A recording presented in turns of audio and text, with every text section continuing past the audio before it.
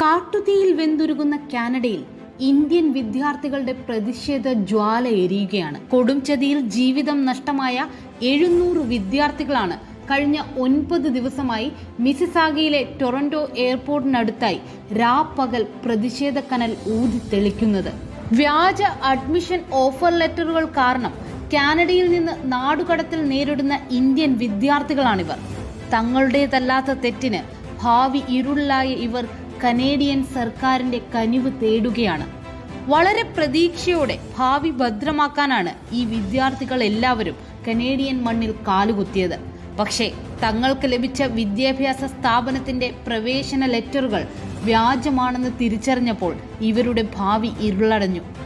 ഇവരിൽ ഭൂരിഭാഗം പേരും 2018-2019 വർഷങ്ങളിൽ പഠിക്കാനായി കാനഡയിൽ എത്തിയതാണ്.